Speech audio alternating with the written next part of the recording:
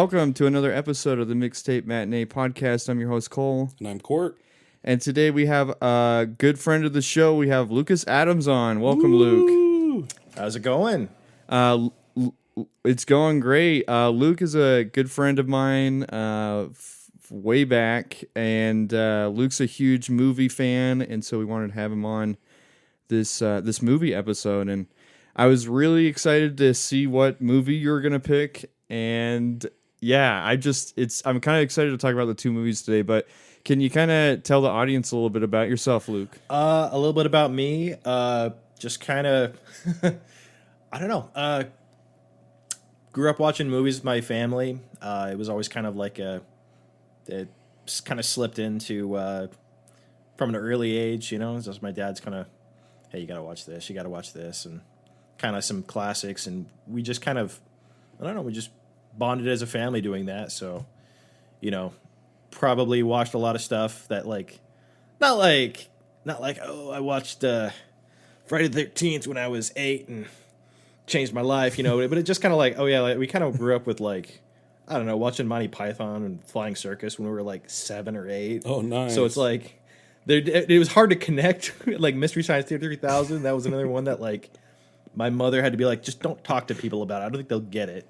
We thought it was hilarious, but we were like, but again, we were like watching it since we were like 6 and 7, and we, you know, I don't know. So we kind of had a weird pop culture upbringing, but just kind of always loved movies and kind of, you know, you form your taste as you grow up. And definitely, and you have like one of the most interesting tastes for sure. Me and Luke, actually, we were on LDS mission together in an area, and so when we weren't talking about Jesus, we were talking about movies. For real, yeah, nice. Pretty much. No, that's and then Luke actually, go ahead. I was just gonna say that's definitely one of the things that really endeared me to Cole was, you know, is not a lot of people can kind of keep up with you as far as movie talk, and there was a lot that he had seen that I had, and a lot that I think we both had little notebooks. We're like, I'm gonna write that down for when we get home. Yeah, and like and then like vice versa as well. Like Luke had a lot of stuff. Like Luke actually got me into anime too. Like, really? Yeah. Yeah, Luke told me like anime is actually not like for like kids, and it's not all like this cutesy stuff. There's like some like hard gritty stuff, and then I got into that. I've kind of been out of it again, but I need to get back into it. What's one of your favorite animes? Oh, for me, I like a couple of my favorites are like Black Lagoon. It's kind of Jormungand. Literally, it's about like arms dealing. Cool. It's just kind of some of the more mature ones, you know. Everyone, and those are like my two favorite now as well. Like Black Lagoon, I always tell people about that, and for some reason, people don't know about it. But I guess it's not very popular. For some reason, I really loved it. I thought it was awesome. That one's like literally kind of about like I want to say like piracy and crime in the late 90s and kind of the Golden Triangle of like Thailand and stuff. It's interesting and a very kind of a weird period piece of like kind of. Yeah, it's about like a white collar guy that gets thrown into like this really dirty gritty world of underground arms dealing and piracy. Yeah, and he has to kind of deal with that. And anyway, it's a fun watch. Oh, cool. I like anime as well. I really like Miyazaki. Oh yeah. Mm-hmm. Obviously that. Some of the great anime and oh no, absolutely, yeah. So we asked Luke to be on, and Luke, you decided you wanted to pick this movie called The Death of Stalin. I propose we call a doctor. All the best doctors are dead. I can't remember who's alive and who isn't. It's Comrade Stalin. I'll take it from here. We need to start putting together a plan. How can you run and plot at the same time? We should get Stalin's children here. What are you doing to my father, you jackals? How old are you? I'm old. You're not old! You're not even a person! You're a testicle! Everything's gonna be fine. It's not exactly fine, is it? My father's lying there with his head open. Stalin would have wanted the committee as one. All those in favor? Carried. Unanimously. Rushed, not rushed. Whatever. Not rushed. Rushed? Would you stop with this? I want to make a speech at my father's funeral. No problem. Technically, yes, but practically. When I said no problem, what I meant was no problem. Can you kind of tell us your history with the movie and why you decided to pick it for the podcast? Well, okay. First off, my history with the movie. I think I saw it about a year after it came out. It just sort of, I saw the cast and I was like, huh, okay. You know, and I also was kind of a bit of a Ruskophile at the time. I was learning a lot of Russian history and kind of that, sort of, there was this little fascination with some of the, kind of the, again, the brutal nature of the Soviet Union. And when I saw the movie, it just clicked. And I thought it was hilarious. I don't know why more people have not seen it. And so when you suggested it was kind of an easy, like, you know, something in my back pocket, like, oh, no, more people need to see this movie. And I thought you might appreciate it. And so that's kind of how, I've definitely watched. It's one that I've shown to a lot of people, and I always can rewatch. So you discovered it. You discovered it just because you were interested in Russian history, and then you just heard about it, or basically, yeah. I'm trying to. No one really recommended it. It was just sort of kind of doing some cursory searches and looking for, you know, if there were any kind of comedies set in that era, sort of thing. And again, there's not a whole lot of directly Stalinist USSR movies that I can. That's true. Yeah, that's true. So this movie was released in 2017, and it's interesting. It was made by a Scottish director, which is cool. So that's why if you watch the movie, you'll notice that almost everybody in the film has a British accent, except for Steve Buscemi, which I think is hilarious. That he just has this voice, like and he's like just like this really. It's just Steve, but he's like this fat Russian politician. Anyway, yeah, I thought that was also kind of a funny thing. Interesting too that a lot of the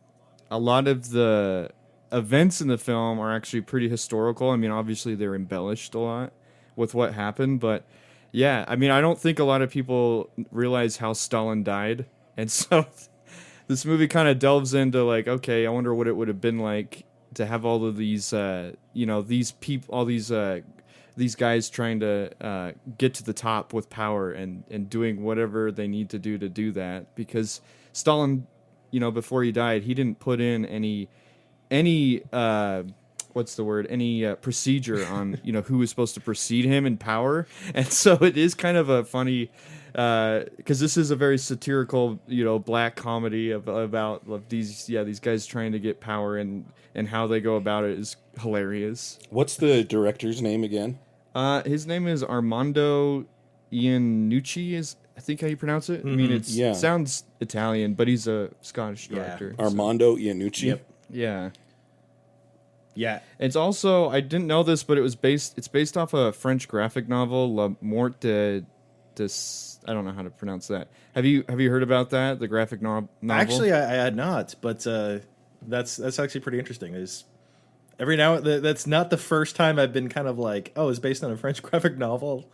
That's happened like once before. It's the joke about if I had a nickel, I'd have two nickels, but it's weird it's happened twice. So apparently, La Mort de Stalin. Yeah, that's how you pronounce Sometimes it. That's cool. Which I think just means the death of Stalin. No, I'm sure that our listeners over in France are cringing because I'm sure I pronounced it. Oh yeah, no, totally. That was something I obviously was kind of considering when we realized what movies we were going to talk about. It's like they're kind of like they're very sort of political, and it's like a whole bunch of we got Russia, we got the UK, we got the US, and it's like very much satirizing all of it in a very very dark way. Of a black comedy. Yeah, I liked how the death of Stalin starts out with that concert. That was a true event. Yeah. Yeah, apparently anecdotally it's true. Did you know that? Yeah. I didn't know that. Yeah. Yeah, but in reality they apparently got a drunken composer to stand in. Oh, really? Yeah, conductor. But the director felt that was going to be seen as too farcical, even though it was the real events. So, Yeah. And That's The so Pianist is based on a real person. Yeah, a real piano player. I looked into that. Yeah, she really did criticize Stalin at great risk to her life. She was very critical of Stalin. I don't think she necessarily wrote a note and put it in the record sleeve, but I mean, a lot of this stuff is crazy. Probably didn't happen, but I think the main events, as far as him like dying and then the whole thing getting set up, like that's actually true. And then everything kind of after that is kind of so pretty wild. I guess we crazy. should clarify what the opening scene is because we've referenced it. Yeah. Basically, there's this concerto that by Mozart, which is kind of by interesting. Mozart, yeah, and Stalin calls and says, "I want a recording."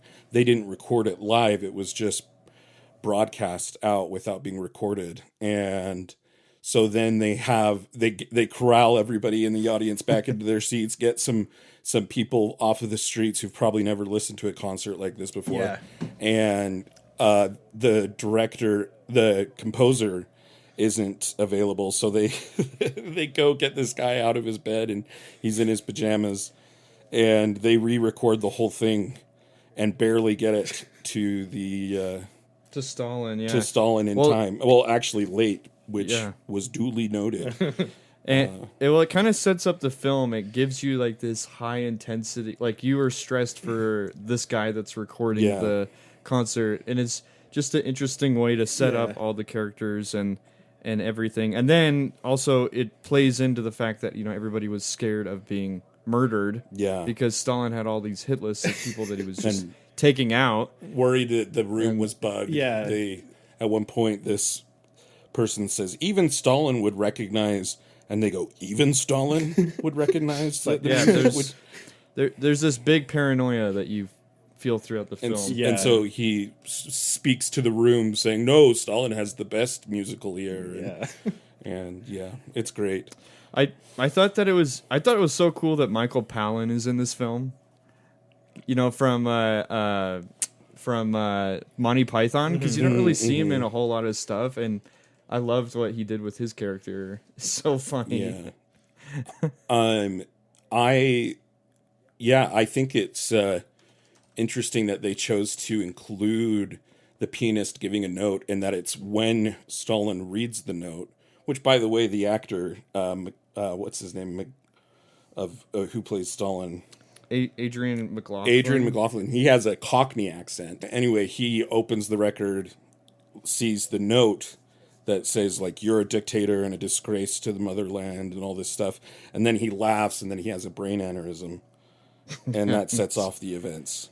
Of the whole movie, which is Yeah. Anyway, like I said, it's hilarious. Just the portrayals. I mean, Steve Buscemi is hilarious in this. The one guy that plays Beria, the actor's name is Simon Beale. He's just like, you just hate that guy. Oh, he did a great job. He's just so villainous. He showed the banality of evil. Yeah. No, he go ahead. That it was a real guy, and it's to kind of jump ahead a little to how the movie ends, but there was sort of this thing about, I'm gonna bury this guy from like history, and that's kind of what happened to him. But he was the head of the NKVD for, kind of the predecessor to the, KGB during the Soviet Union. The Stalin had his own little secret police. Yeah, the secret so police. he was like, pretty much the guy who had all the dirt on everybody. He could arrest you, put you away forever, basically. And he loved his job. He loved it, and that especially like in the film, like he loves just like getting these people killed. And I guess that actor is mostly his career has been renowned for his work in Shakespearean plays. Oh, okay. And you can really see that in his performance. In his performance, I thought he plays it kind of understated, but he's an evil guy. He's an evil guy. Yeah. Now the casting in all these were both these movies were fantastic, but they're a lot of stage people that are riffing on one another, and it's just so well done. Yeah, I found out that the director actually had 2 cameras on set just going all the time, and didn't have limits on where the actors could walk and do and where they could go, and they would do it with just the script first, and then he would say, okay, now I want to do it a little more freeform and have you guys improvise. And he even would actually, he's the director for the other movie. And apparently and I guess maybe I'm jumping the gun, but I don't know if he did this on this movie, but on the other movie, he would even feed lines to people live to get the shock right then. Get the reaction. Oh, That's nice. cool. Through an earpiece, yeah. That's funny. One of the other favorite performances in this film is Jason Isaacs' portrayal of the general. Oh, Zukov. He comes in, and they have just like all of these medals and pendants like all over him. And he's hilarious. I don't know why. He's just like, he's a guy that just does not give an F, and he's like, he's just totally down to like stage a coup like at the end. Yeah, let's do it. Yep. Well, he was pissed because the army was replaced by the secret police. Yeah. And so obviously he had a vested interest in getting rid of the head of the secret police. So Yeah, definitely. And then the other one, the other performance from this movie that I just loved was Jeffrey Tambor's portrayal. He just played like just such an idiot. Yep. Like his character is so dumb, and everyone treats him like that. And I don't know, I just loved like just his comedic timing is just amazing. Yeah, no, I just like that's sort of the thing about these movies too. You know, that's Stalin was kind of what turned me on to this. You know, this writer director guy. He, they're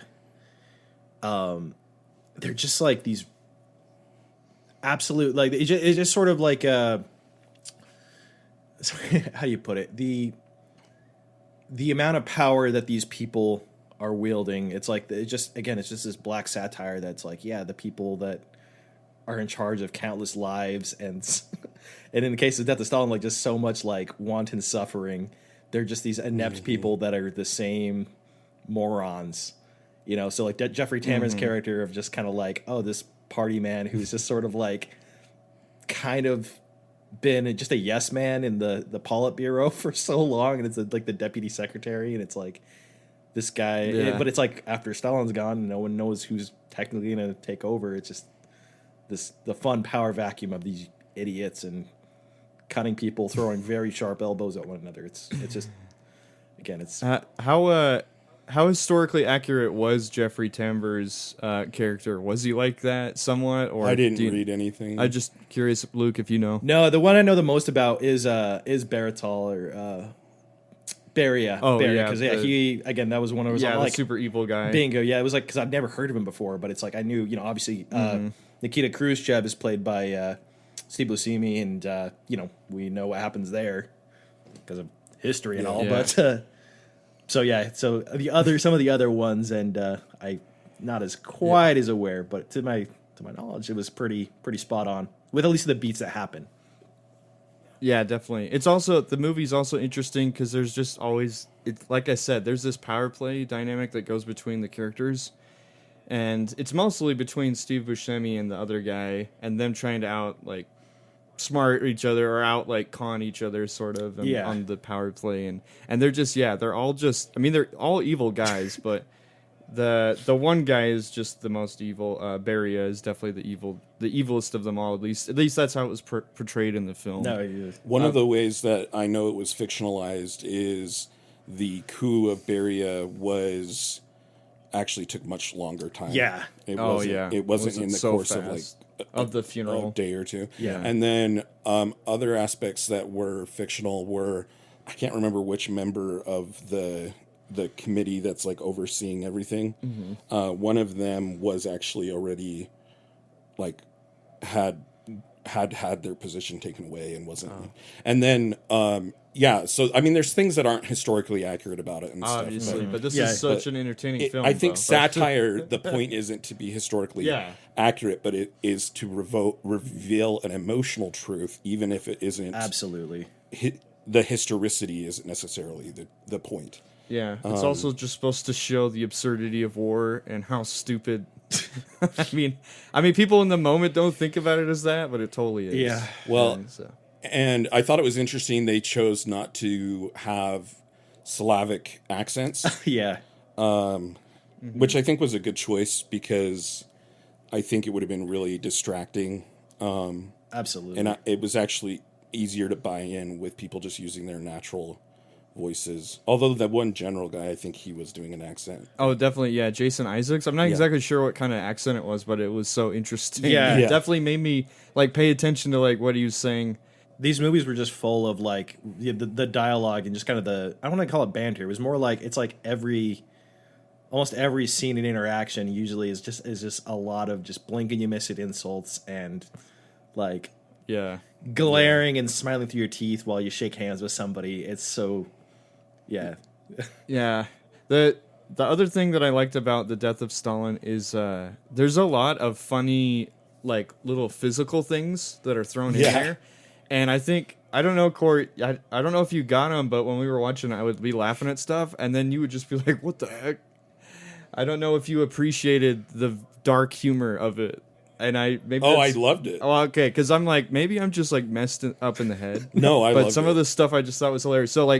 So specifically, there's a shot where Barry is going down into these barracks where they're like torturing all these people, and then all of a sudden in the background, and I caught this the second time I watched it, but. There's a guy that comes out with another guy, and he's, I think he's either dead or he's knocked out, and he's like holding the guy's hand, and then he starts doing this, like he's waving to bury ya. Yeah. And it's like if you're not watching, you would miss that. Yeah. And then there's another shot where Barry is walking, and there's this guy that gets kicked downstairs, and he's like rolling down these stairs. But it's like there's like already a conversation going on, and so it's just funny. Like they're in this madhouse of like all this crazy stuff going on, but they're like still focused on like this plot. It's just so funny. Absolutely.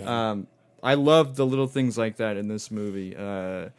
Yeah, there was a lot of funny stuff. Oh, and then when we were watching, there was that one scene, Court, where we had to pause it, and I wanted to rewind it to make sure that I actually saw what I saw. But they're in the House of Commons or like the court or wherever where the funeral is being held, and the group gets together and they're like kind of sneaking off, and one of them kind of looks around and he like does this little twirl like to make sure no one's seeing him, and like it's just all these funny The little physical comedy. it's all this physical stuff too that I really liked. And then obviously like Steve Buscemi being in his pajamas in that one scene and getting over there, and then the whole thing with the urine, they're like stuffing in Stalin's urine. The body, Yeah. Like just all these like really funny, just dark stuff that's just presented in such a humorous way. Well, and we already kind of touched on this, but I don't know if we made it explicit that like in the movie they don't know what to do. They just leave Stalin laying on the ground for a long time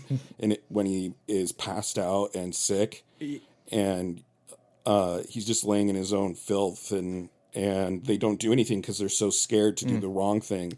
And also Stalin has killed most of the good doctors, and that's all real. I mean, that's all the doctor's plot, the strike that in real life they waited for 7 hours before deciding to get a doctor because they were so worried of doing the wrong thing. So well, they didn't want to get killed if he woke up, you know. Yeah.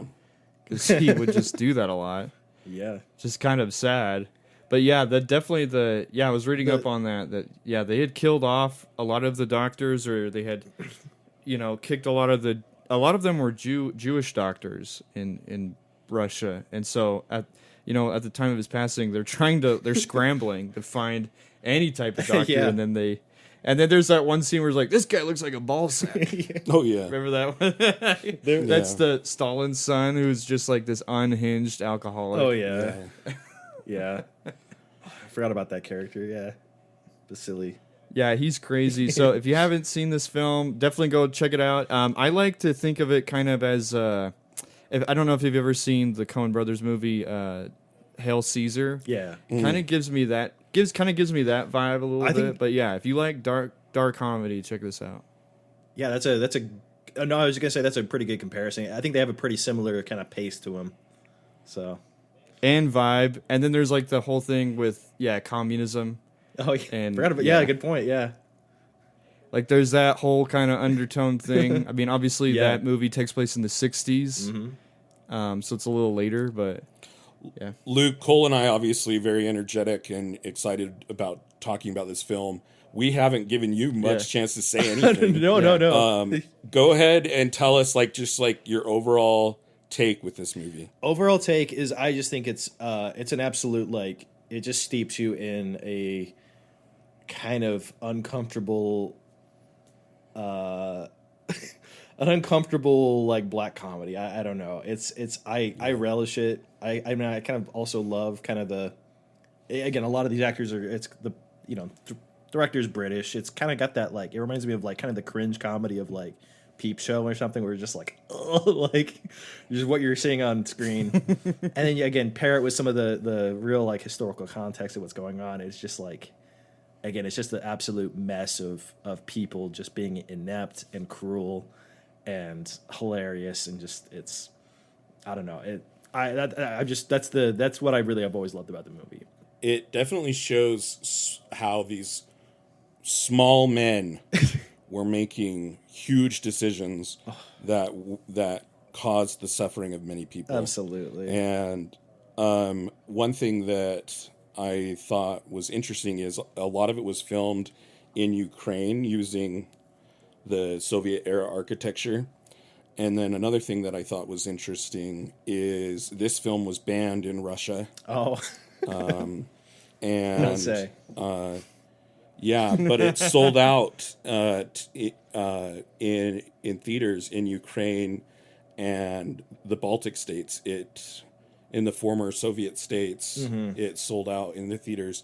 It was also banned in other former Soviet states that are more aligned with the current Russian regime. But, yeah. When I was kind of around the time that I kind of found this movie, and I was kind of doing a lot more, I was listening to lectures on, like, I remember going through like a 60-hour lecture series on, like, Russian history from, like, Peter the Great to, like, Gorbachev, basically.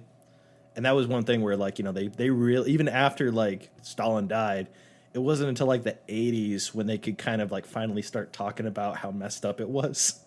And, like, as far as just like the censorship had let up enough, we're like, yeah, okay, like, maybe that was a little much, even by like we can acknowledge that the mass death and imprisonment and, like, but until then it was still kind of like, yeah, no, just don't talk about it.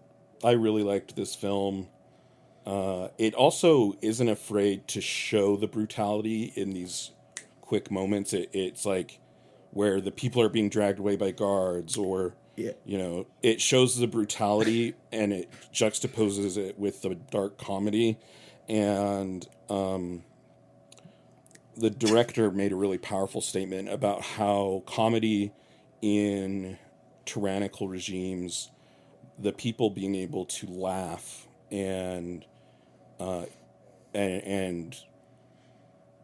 make fun of the person holding a gun at them is one of the last freedoms that people have, that makes them have any kind of catharsis or feeling of being more than just pawns in a game, kind of thing. I'm paraphrasing his quote, but something like that. I absolutely understand the sentiment. Yeah, and a lot of times, I mean, that's not even just in politics. I mean, that's in everyday life. Yeah. I mean, you can use comedy to get through tough things. Yeah. Because if you can't laugh at some things, it makes it tough. I mean, I know that more than most people working in the death industry. I mean, the people I work with, we have some crazy sense of humor, but that's because, like, that's kind of how we get through it. Yeah. You kind of have to do that sometimes.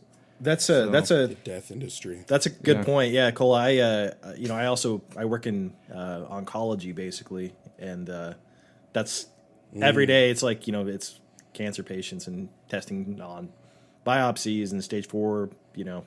It's grim work, but it doesn't mean we have to be.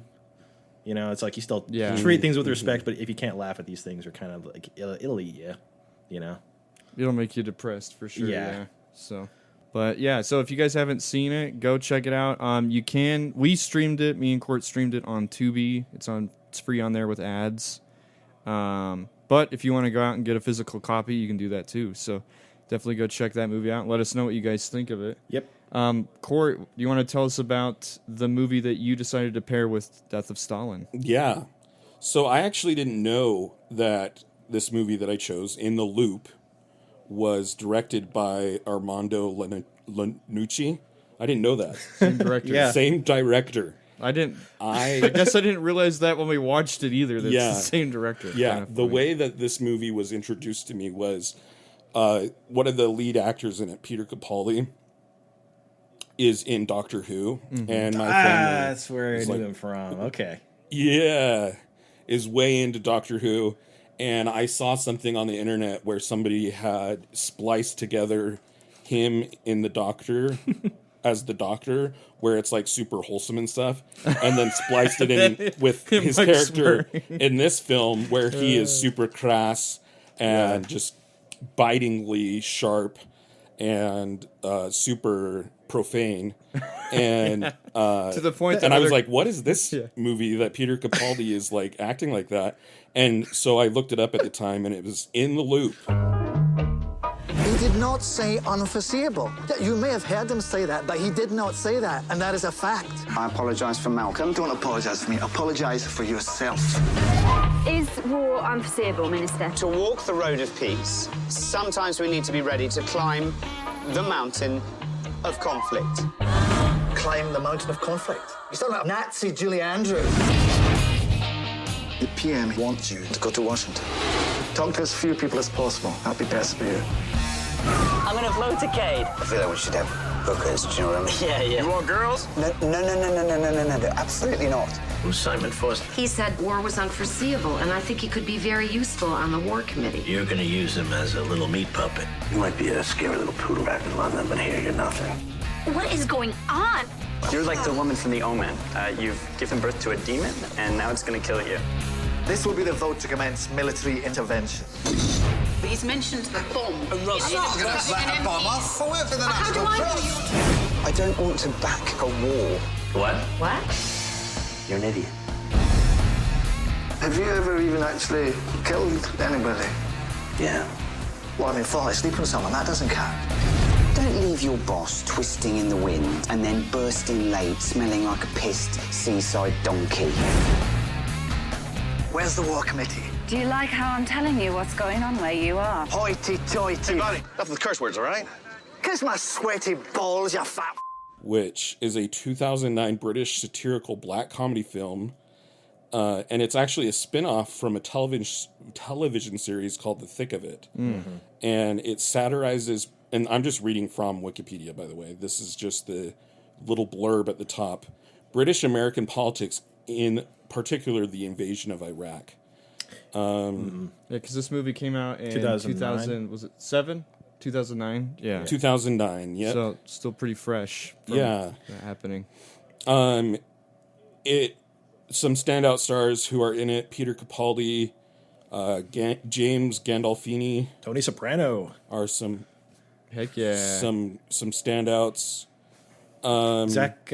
And I was go going to ahead. say, no, was it Zach Woods or I don't know. I see it from like Silicon Valley, but he's always a treat to see.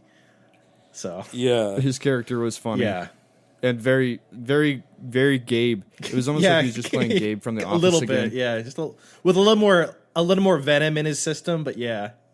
Oh, yeah. Yeah. yeah, You know, okay. One thing I just want to point out watching these movies is they're not like the writing is really sharp and good, but it's also like not like the most like quotable, just because it's like going at a breakneck speed, where it's like the insults are just like Yeah. zinging around, and like so like Peter Capaldi, like he had some freaking zingers of like insults, you know, with the very It's just very, very British. yeah. Yeah. In preparation for this film, the actors all met with each other and wrote insults down Really? that they could use after meeting each other. That's so good. Yeah, which I thought was funny. Yeah, I thought another great part of this film was Tom Hollander. I just loved his character. I mean, he's kind of the punching bag. Like, I mean, he's an idiot, but to be honest, like this movie, like Luke, you were saying earlier about like cringiness. Like this movie is even more cringe. A little, like yeah. the stuff that he says. It's like, oh my gosh, just shut up. It is just foot in your Like, mouth. it's- Yeah. Like, And the other funny thing too is like, and I'd never heard of this film either, so I'm glad that you picked this, Court. But when we were watching it, instantly you get hit with the mockumentary style camera work, similar to The Office, very fast zooms and stuff. So that's cool that you were, because when I was watching it, I was like, this could be a TV show. So that's cool. I did no idea that it was a TV show before. Yeah. Like, just, I don't know, I guess how each scene is filmed. I don't know. It just, it gave me the vibe of a TV show. Maybe that's because it's my association with The Office, but. So yeah. This was also one where like I was so pleasant. I hadn't seen this, hadn't heard of it, and for how much I really liked The Death of Stalin, I kind of am kicking myself for not knowing this earlier. And now that I know like what this guy's gonna do, so yeah, he did In the Loop, which was the spinoff of The Thick of It. What was it? That was what it was called. Mm-hmm. And they tried to adapt it into like a U.S. version, but it never got picked up. But he ended they sort of like a spiritual successor. They offered it to the same guy, and it was Veep, which I've never seen. But yeah, so that's the other series. A lot of people like that. I think one of the actresses is actually in Veep. I wouldn't be surprised. I just know that it's the Julia Dreyfus. Yeah, no, that's what I always know from that one. From Seinfeld. And the guy played Buster on Arrested Development, but always heard good things about it. But now it's unlocked a whole pool of foot and mouth dialogue that I can enjoy and kind of. Yeah. It also just kind of goes to show that if you like one thing that a director does, maybe you should like check out everything else that the director did, because obviously none of us had heard of this film, but he's the same director that made Death of Stalin. Mm-hmm. Yeah, so the kind of what we want to explain, like kind of the premise of In the Loop. Sure. So In the Loop is basically focused on the British side of the escalation to war in Iraq, and it really focuses on the bumbling, inept bureaucracy that is both the British and American bureaucracy that led up to the conflict. And actually, some of the characters are based on real people. Some of them are not. It's kind of a story between the Hawks and the non-war people. It's like people that want to go to war, people that don't want to go to war. Right. And this movie, even more than Death of Stalin, I think this one goes really back and forth between what's happening. A situation will arise, characters will kind of take control of it, and then kind of use it to their own gain, and it's kind of insane. And even though it's so absurd, I'm sure stuff like that happens all the time in American politics, and in not even in America, but other governments. It's like it's kind of insane. A fun part that I really liked is how it did kind of juxtapose like the British kind of government system, and it's like, and then you got to fly out to Washington to be on this council or to be part of this meeting, and it's just a lot of the difference in how they run things, and there was always these little jokes that kind of reminded me of the you're not a human, you're a testicle from Death of Stalin, where they're like what's his name, Peter, that actor, he gets that meeting with like Peter Capaldi. He gets the meeting with like it was like, it would look like a 20-year-old intern, and like he's like, I'll bring my assistant will bring coffee, and it's like, what? Like, and he realized that he's not the aide. He's like supposed to be briefing him. He's like, he's not the main guy. Anyway, I will say that like Tom Hollander's character, he should not have that job, like, because every time he's on camera, he doesn't know what to say, and then he just makes everything worse. And I'm like, this guy should have been fired like a long time ago. That was actually one thing that like for the teeing up the whole thing, I was like, oh, how did this guy get elected? Or like how, he's obviously like an idiot, and he's kind of, that's the whole point, is he's kind of gets swept up because he put like, he literally says something that can be taken out of context, and he doubles down by saying something else that can also be taken out of context. The Americans that really want this war, like, he said, the British are on our side. Listen to what this guy says, and they like keep putting him on the spot to try and get him to keep choking, which he kind of does. And it's just him like circling this drain of something much bigger and nastier than him, and he's just an idiot. It's great. It's also interesting. I didn't realize this, but like, just looking it up. But like Tom Hollander's actual job is the UK Minister of International Development. which is a real position. Yeah. Which is kind of interesting. And then Peter Capaldi, his job is the Prime Minister's Director of Communications. Yes. So that's why he's all up in like his business of him being on the news. And anyway, it was clear in the film, but it was also a little unclear. Because for some reason at first I thought Peter Capaldi was the Prime Minister, and then I'm like, oh wait, no, he's not. He's got another communication guy. Yeah, it's not Tony Blair. Yeah, he's not Tony Blair. But yeah, I think one of my favorite things about this film is just like what we're talking about. It's super fast paced, the dialogue, so the jokes come really fast, but they're hilarious. And yeah, Peter Capaldi's lines are the best lines in the whole movie. Like just super funny stuff. And James Gandolfini, he's hilarious in this movie too. I love what he did with his character. I had to write this down when I watched it, but there's a line that between Peter Capaldi and I think it's like the VP or something, but he's kind of one of the head guys for the kind of pro-war movement, and they're having this meeting about 2/3 of the way through, and they're starting to kind of throw blows, and literally like the Americans like firstly, don't raise your voice here. This is a sacred place. Now you may not believe that. He's like, you don't believe that?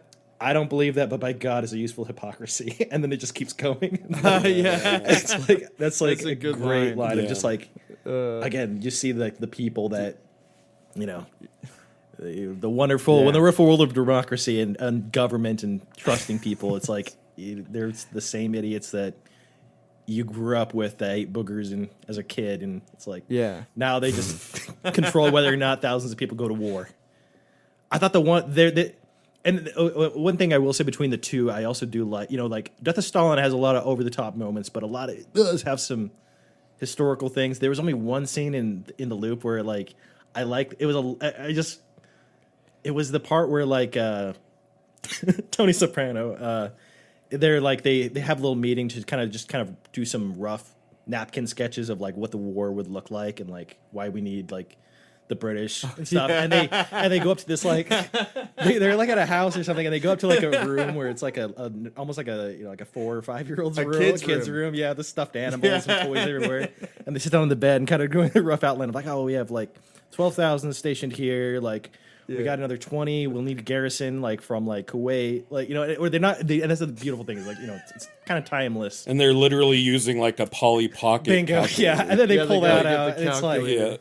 Yeah, to calculate how many troops would be needed to die, basically. Yeah, that was the thing. To me, that was the great satirical moment. That is a great satirical moment. Yeah, then he has to put it away, and it's like goodbye. Yeah. What I will say about this film, I liked Death of Stalin more, and in this film, it was almost too relentless in its rapid, like it's just at a rapid clip the whole time. And you definitely have to keep up with like what's going on with the plot. If you have motion sickness, do not watch this film because it is a handheld camera and it is very zoomy. Apparently, it's gentler than the TV show. Apparently, the TV show it's even rougher. Which I thought this was plenty rough. And it's not as rough as Jason Bourne. Yeah, no, that's true. I was gonna say they're all like that 2005, like Yeah, but I appreciated this film. I thought it was funny. Thought it was great satire, but I did like Death of Stalin more. Yeah, I probably agree with you on that. Yeah, in their own way, they're both kind of also like really nice that you can kind of watch them out of time, but they're very always kind of still applicable, easy to see kind of mirrors of what we have. Very prescient. So. Well, especially with them being both with war and then like the power of the government over the people, for sure. We had mentioned idiots, and we already talked about this character, but Zach Wood's character in this film is such an idiot. Every line he says, he's just so insufferable. He's just trying so hard. He's trying so hard to infiltrate and to be like to like actually matter, but everything he says, I just want to punch him so much. Yeah. His character is so dumb. Yeah. It's interesting that the ethos of both films is really realpolitik, where people are basically always acting in a way to advance their own interests and power The only character who's shown to be idealistic at all in either film is the guy in Death of Stalin whose wife is in prison and then gets released. He's the only one who seems like an ideological guy. Yeah, he genuinely believes in the party. And he's portrayed as a buffoon. Yeah, and then everybody else is just vying for their own power, their own self-interest, which it does make you go, are there any people in politics who have ideals? In these tellings, the only person who does is a buffoon. Well, yeah, and then like in The Loop, like there's a lot of times where, you know, people they're like, I'm just gonna quit my job, like I'm gonna resign because this is going against my beliefs. And yeah, I just want to point out, yeah, like the resignation gets turned into like a whole plot point, and kind of even that becomes like a kerfuffle of like, okay, well, when are you gonna announce it? Like, we'll fire you first, kind of, or, you know, it's like. It's not like a noble sacrifice. It turns into like, oh no, how can we use this? And other people are like, and then you're being used for like trying to stand up for something. It's so, like you're dying and people are just going to sell crazy. your corpse. You know, it's like these people are just vicious. The like I said, the elbow throwing in both of them is quite substantial. But like, you know, in Death of Stalin, it's like it ends with you getting like a black bag over your head and shot in the back of the alleyway. But like, they're still just absolutely vicious. Well, yeah, and then going back to the Death of Stalin, like how the movie ends is it like it insinuates that Steve Buscemi's character is eventually going to be taken out of power. Which is what happened. With that guy like looking over his looking over his shoulder, like it's like, oh, even though like he, quote unquote, won or got power, like it doesn't last. How long is it gonna like? last? There's still that like rat race kind of a mentality that still pervades. Absolutely. So, good old. Yeah. So go check out In the Loop, guys. We had to rent it. You can rent it on Amazon. I don't know if it's really streaming anywhere, but check this movie out if you like Death of Stalin too, and then let us know what you think. Any final thoughts on the movie, Luke? No, absolutely. Just go watch them both. I think that Death of Stalin a little bit more accessible, but the writing's sharp. It's witty. It's funny. It's not the most quotable, but it's only because there's just so much, and they're all pretty. Both of these movies will have like it just throws a lot at you. You blink and you miss it, so that's definitely worth coming back and watching. Like I know. In the Loop, I'll probably give it some time and rewatch it again. So definitely recommend though. You got anything you want to plug, Luke? Not personally. You know, I'm just a movie enthusiast. My creative efforts are. Do you have a letterbox? I do. I need to use it more before I do. I think it's Eris Khan, which is a kind of a handle I use on many things, but. Yeah, well, we'll tag that in the show notes, so this will be an excuse for you to start using it, so people will start following. Very you. well. I try and I'll. I think the last thing I reviewed was like Nosferatu. So I. Okay, cool. The new one. The new one. The new one. Yeah. Okay, cool. Sweet. So, what did you think of that? That one was. Oh, it was fun. I had a great time with it. It was clearly, Robert Eggers does a great job. Yeah, and. I still have not seen it. His set design stuff is amazing. Design. That's what I was going to say. It's just on point. Mm-hmm. And Willem Dafoe was amazing. Yeah, as always. I think my boy Willem. My only like criticism of the movie that I had walking out of the theater was like I heard that there was like 5,000 or like 10,000 like live rats for one of those scenes, and when I saw it, there was only like 500, and I was like, well, that wasn't as many live rats as I was expecting, but that still was a lot. Like. Yeah, still kind of cool. So, anyway, go check out Luke on Letterboxd. Yeah. And if you guys can do us a favor too, and I haven't said this in a while, but please rate the podcast. And the main thing that can help us is rating it and then also just sharing it. So like if you hear one of these episodes and you really like it, just text it to a friend. Just doing word of mouth stuff will really help our podcast out. And we just appreciate all of you guys listening to the things that we're listening and watching to. So thanks for your continued support. But yeah, thanks Luke for being on and for talking about these movies. Oh, absolutely. Thanks for giving me the chance to gush about these movies. Heck yeah. We'll see you guys next time.